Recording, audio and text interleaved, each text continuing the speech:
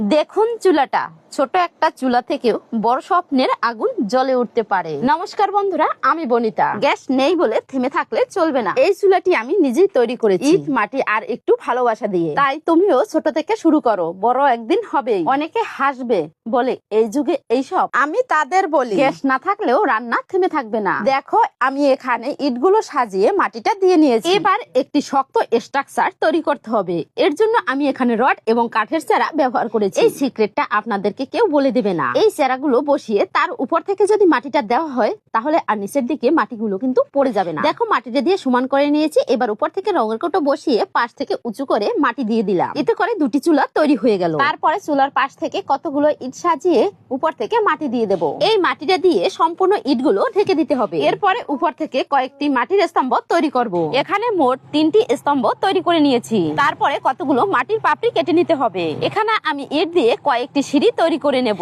তাই ইটগুলো সাজিয়ে আমি এখানে সিঁড়িটি তৈরি করে নিলাম। আর পাশ থেকে সুন্দর করে মাটি দিয়ে দিচ্ছি। বন্ধুরা, যারা আমার ভিডিওগুলো প্রতিদিন দেখো, তাদেরকে অসংখ্য ধন্যবাদ। আর যে পাপড়িগুলো আমি কেটে নিয়েছিলাম, সেগুলো বসিয়ে নিচ্ছি। এই পাপড়িগুলো বসানোর সময় অবশ্যই খেয়াল রাখতে হবে যেন ভেঙে না যায়। আর এই ভিডিওটি তোমরা কোথা থেকে দেখছো অবশ্যই কমেন্ট করে জানিয়ে যেও। দেখো, উপর থেকেও কিন্তু আমি পাপড়িগুলো বসিয়ে নিচ্ছি। সব পাপড়িগুলো বসানো হয়ে গেলে দেখতে কিন্তু এটা অনেকটা সুন্দর লাগবে। এটা শুধু রান্নার জন্য না, এটা আমার সাহস, আমার চেষ্টা, আমার পরিচয়। একবার দেখুন বন্ধুরা, চুলাটি জ্বালানোর পরে দেখতে এটা কতটা সুন্দর লাগে।